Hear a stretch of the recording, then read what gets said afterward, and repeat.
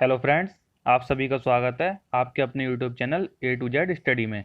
Friends, आज का हमारा टॉपिक है सिंधु घाटी सभ्यता। आज हम सिंधु घाटी सभ्यता से बनने वाले सभी इंपॉर्टेंट क्वेश्चन को इस वीडियो में थ्योरी के माध्यम से कवर करेंगे तथा इससे अगली वीडियो में मैं आपको जितने भी प्रीवियस ईयर में आए हुए क्वेश्चन हैं उन सभी को वन लाइनर के माध्यम से कवर कराऊंगा, जिससे एक दो क्वेश्चन अगर आपके छूट भी जाते हैं तो वो उस वीडियो में कवर हो जाएंगे। चलिए तो इस वीडियो को शुरू करते हैं। तो सबसे पहले सिंधु घाटी सभ्यता का हम विस्तार जान लेते हैं कि सिंधु घाटी सभ्यता कहाँ से कहाँ तक फैली हुई थी। उससे पहले एक ही पॉइंट है कि सिंधु घाटी सभ्यता को हड़प्पा सभ्यता का नाम सर जॉन मार्शल ने दिया था। फ्रेंड, ये क्वेश्चन मोस्ट इंपॉर्टेंट क्वेश्चन है, आपको ये जरूर याद रखना है। सिंधु घाटी सभ्यता को हड़प्पा सभ्यता का नाम सर जॉन मार्शल ने दिया था। उससे पहले अब हम इसकी सीमाओं को जान लेते हैं। इसकी उत्तरी सीमा मांदा जम्मू कश्मीर के पास स्थित है, जिसके पास चिनाब नदी बहती है। आपको सीमा के साथ साथ उसके पास कौन सी नदी बहती है वह भी याद रखनी है। इसकी पूर्वी सीमा आलमगीरपुर, जो कि मेरठ जिले में उत्तर प्रदेश में है, पूर्वी सीमा वहां तक स्थित है, जिसके पास हिंडन नदी बहती है। इसकी दक्षिणी सीमा दायमाबाद, जो कि अहमदनगर महाराष्ट्र में स्थित है, जिसके पास गोदावरी नदी बहती है। तथा इसकी पश्चिमी सीमा सूद कांगेडोर, जो कि बलूचिस्तान में है, जिसके पास दाश्क नदी बहती है। आपको ये सीमाएं और नदियां याद होनी चाहिए। चलिए एक बार फिर से रिवाइज करते हैं। उत्तरी सीमा मांदा जम्मू कश्मीर, नदी चिनाब नदी। पूर्वी सीमा आलमगीरपुर मेरठ उत्तर प्रदेश, नदी हिंडन नदी।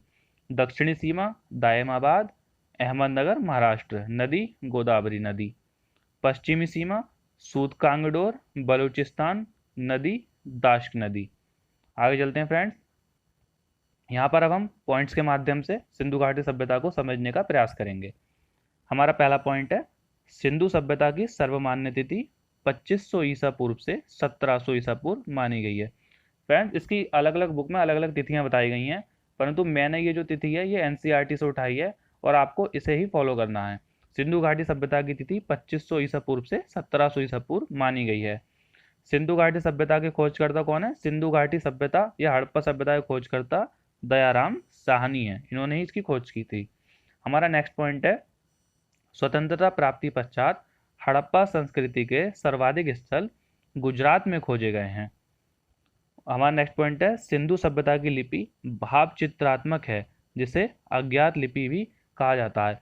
फ्रेंड, सिंधु घाटी सभ्यता की लिपि भाव चित्रात्मक है, क्योंकि उस समय पे वो लोग जो उनके मन के अनुसार चित्र होते थे वो बनाकर अपने भावनाओं को एक्सप्लेन किया करते थे, जिस कारण इस लिपि को अभी तक पढ़ा नहीं जा सका है। यह लिपि दाईं से बाईं ओर लिखी जाती है। तो अगर आपको पेपर में अज्ञात लिपि मिलता है तो वह भी ठीक होगा, और भाव चित्रात्मक मिलता है वह भी ठीक होगा। हमारा नेक्स्ट पॉइंट है, सिंधु घाटी सभ्यता के लोगों ने सर्वप्रथम कपास की खेती की। ये लोग खेती से भली भांति परिचित थे और इन्होंने जिस फसल की सबसे पहले खेती की थी वह कपास थी। हमारा नेक्स्ट पॉइंट है, सिंधु सभ्यता में प्रमुख फसल गेहूं एवं जौ थी। आपको याद रखना है, इनकी प्रमुख फसल गेहूं और जौ थी। नेक्स्ट पॉइंट है, सिंधु सभ्यता के लोगों ने नगरों तथा घरों के विन्यास के लिए ग्रिड पद्धति अपनाई थी। कौन सी पद्धति अपनाई थी? ग्रिड पद्धति। आगे चलते हैं फ्रेंड्स।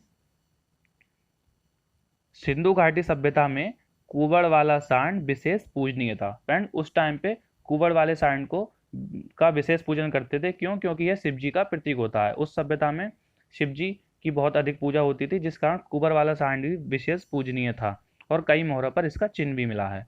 हमारा नेक्स्ट पॉइंट है, हड़प्पा कालीन समाज विद्वान, योद्धा, व्यापारी एवं श्रमिक वर्ग में बटा हुआ था। उस समय पर जो वर्ग हुआ करते थे वह कार्य के अनुसार विभाजित थे।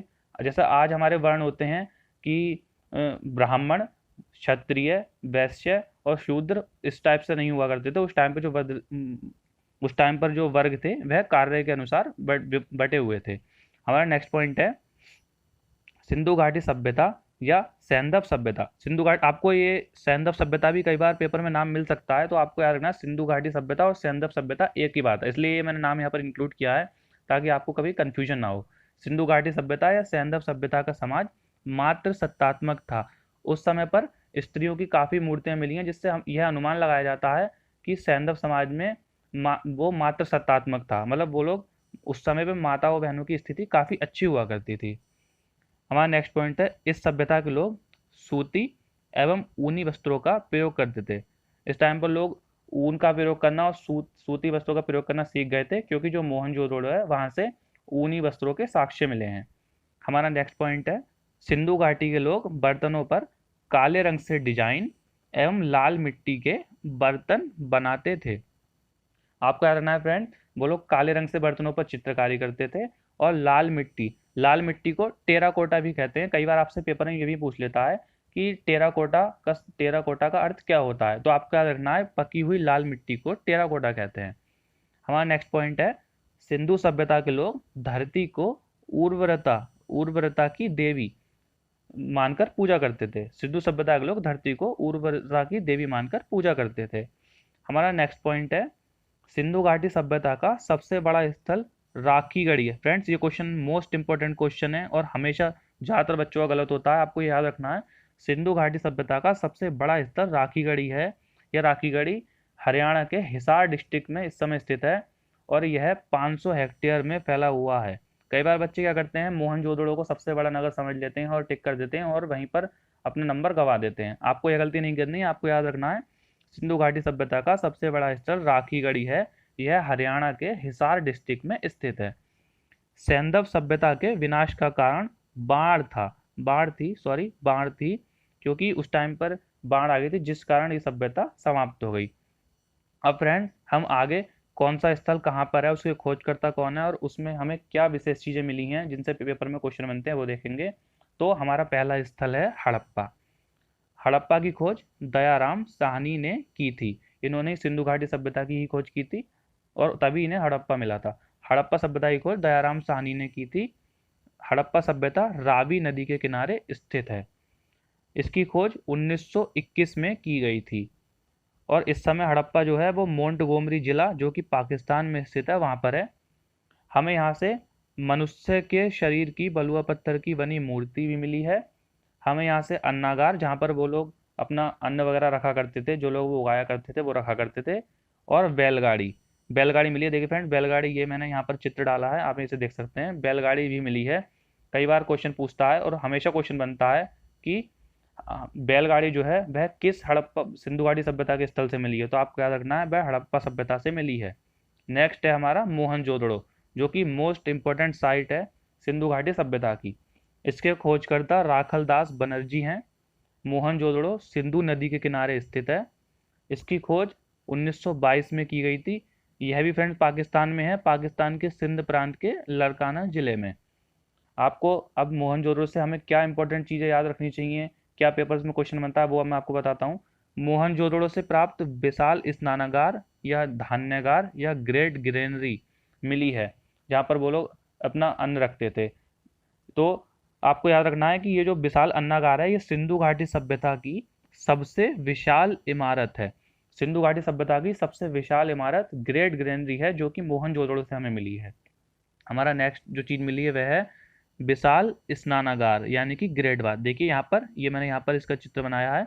ग्रेट ग्रेट बाथ, यहाँ पर लोग नहाया करते थे। अब यह पता नहीं चल पाया वो लोग किसी कार्यक्रम के दौरान नहाते थे या नॉर्मली नहाते थे, वो नहीं पता, पर आपको याद रखना है विशाल स्नानागार हमें मोहनजोदड़ो से मिला है।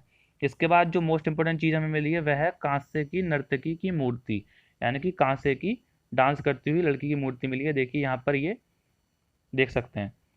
अगला है पशुपति महादेव की मोहर। हमें मोहनजोदड़ो से पशुपति महादेव की मोहर भी मिली है। इसके बाद जो हमें इंपॉर्टेंट चीज़ मिली है वह है दाढ़ी वाले मनुष्य की पत्थर की मूर्ति। ये रही फ्रेंड दाढ़ी वाले मनुष्य की पत्थर की मूर्ति, ये भी हमें मोहनजोदड़ो से ही मिली है। अब फ्रेंड, एक मोस्ट इंपॉर्टेंट पॉइंट ये है कि मोहनजोदड़ो को मृतकों का टीला, क्या मोहनजोदड़ो को मृतकों का टीला भी कहा जाता है, यानी माउंट ऑफ डेड, डेड के नाम से भी जाना जाता है, माउंट ऑफ डेड, मृतकों का टीला। आगे चलते हैं फ्रेंड्स, हमारी नेक्स्ट साइट है लोथल। फ्रेंड्स, लोथल के खोजकर्ता रंगनाथ राव हैं। लोथल जो है भोगवा नदी के किनारे स्थित है। इसकी खोज 1955 से 1962 के दौरान हुई थी। यह जो है गुजरात, ये हमारे इंडिया में ही स्थित है, गुजरात अहमदाबाद में स्थित है। हमारी अगली साइट है कालीबंगा। इनसे जो चीज़ें मिली हैं उनके बारे में आपको एक साथ पढ़ाऊंगा, क्योंकि इनसे कई सारी चीज़ें मिली जुली मिली हैं इसलिए। तो हमारी नेक्स्ट साइट है कालीबंगा। कालीबंगा के खोजकर्ता अमलानंद घोष हैं। कालीबंगा घग्गर नदी के किनारे है। इसकी खोज 1952 ईस्वी में हुई थी, जो कि हनुमानगढ़ राजस्थान में स्थित है। अब कई बार कालीबंगा को लेकर के मतभेद हो जाता है, क्योंकि कालीबंगा के खोजकर्ता जो हैं वह अमलानंद घोष हैं। इन्होंने 1952 में खोज की थी, जबकि उत्खननकर्ता जो हैं वह जो है बीवी लाल हैं, जिन्होंने इसकी खोज जिन्होंने उत्खनन जो शुरू किया था वह 1953 में शुरू किया था। तो आपसे उत्खननकर्ता नहीं पूछता है, आपसे खोजकर्ता ही ज़्यादा पूछता है। तो आपको याद रखना है, खोजकर्ता अमलानंद घोष, नदी घग्गर, वर्ष 1952, स्थान हनुमानगढ़ राजस्थान। अब यहाँ से क्या हमारे लिए इंपॉर्टेंट है वह देख लेते हैं। लोथल सिंधु सभ्यता का बंदरगाह था। लोथल जो था सिंधु सभ्यता का बंदरगाह था। हमारा नेक्स्ट पॉइंट है, लोथल एवं कालीबंगा से अग्निकुंड अग्निकुंड मिली हैं, जिसमें वो लोग हवन वगैरह क्या करते थे, वैसे अग्निकुंड हमें लोथल एवं कालीबंगा से प्राप्त हुए हैं। कालीबंगा से काली चूड़ियां मिली हैं, जिस कारण इसे कालीबंगा कहा गया। फ्रेंड्स, काली चूड़ियां मिलने के कारण ही कालीबंगा को कालीबंगा कहा गया, क्योंकि चूड़ियों को इंग्लिश में बैंगल्स कहते हैं। तो बैंग और काली, काली बैंग यानी कालीबंगा। तो काली चूड़ियों के मिलने की वजह से ही कालीबंगा को कालीबंगा कहा गया। हमें फ्रेंड नेक्स्ट पॉइंट है, जुते हुए खेत और नक्काशीदार ईंटें का प्रयोग का साक्ष्य कालीबंगा से प्राप्त हुआ है। कालीबंगा से हमें जुते हुए खेत और नक्काशीदार ईंटों के साक्ष्य प्राप्त हुए हैं। आगे चलते हैं फ्रेंड्स। हमारी नेक्स्ट साइट है चनहुदड़ो। चनहुदड़ो के खोजकर्ता गोपाल मजूमदार हैं। चनहुदड़ो सिंधु नदी के किनारे स्थित है। इसकी खोज वर्ष 1931 में हुई थी। यह भी फ्रेंड पाकिस्तान के सिंध प्रांत में स्थित है। अब इससे जो हमें इंपॉर्टेंट चीज़ मिली है वह है, चनहुदड़ो से हमें मनके बनाने के कारखाने मिले हैं। जो मोती हुआ करते थे वो बनाने के कारखाने हमें चनहुदड़ो एवं लोथल से भी मिले हैं, आपको याद रखना है। और नेक्स्ट इंपॉर्टेंट चीज़ जो है वह है, हमें चनहुदड़ो से बिल्ली का पीछा करते हुए कुत्ते के पदचिन्ह, यानी कि बिल्ली का पीछा करते हुए कुत्ते के पैरों के निशान मिले हैं। हमारी नेक्स्ट साइट है धौलावीरा। धौलावीरा खोजकर्ता रविंद्र सिंह बिष्ट, वर्ष है 1990। फ्रेंड्स, इसके पास कोई नदी नहीं बहती है, क्योंकि ये गुजरात का कच्छ वाला एरिया है, जो कि रेगिस्तानी एरिया है, वहाँ पर इसलिए कोई नदी नहीं बहती है। और धौलावीरा से जो हमें याद रखने के लिए इंपॉर्टेंट चीज़ है वह है, धौलावीरा जो था अपनी जल निकासी प्रणाली और जलकुंड प्रणाली के लिए फेमस था। तो फ्रेंड्स, आज की हमारी ये वीडियो यहीं पर ख़त्म होती है। मैं आशा करता हूँ मैंने आपके सिंधु घाटी सभ्यता से रिलेटेड सारे डाउट क्लियर कर दिए होंगे। और इससे नेक्स्ट वीडियो में हम प्रीवियस ईयर के क्वेश्चन वन लाइनर के थ्रू करेंगे। और हमारे चैनल पर इससे पहले जैन धर्म, बौद्ध धर्म और वेद से रिलेटेड भी वीडियो आ चुकी है, आप जा करके उन्हें भी देखें। तब तक मिलते हैं हमारी नेक्स्ट वीडियो में। तब तक के लिए जय हिंद, जय भारत।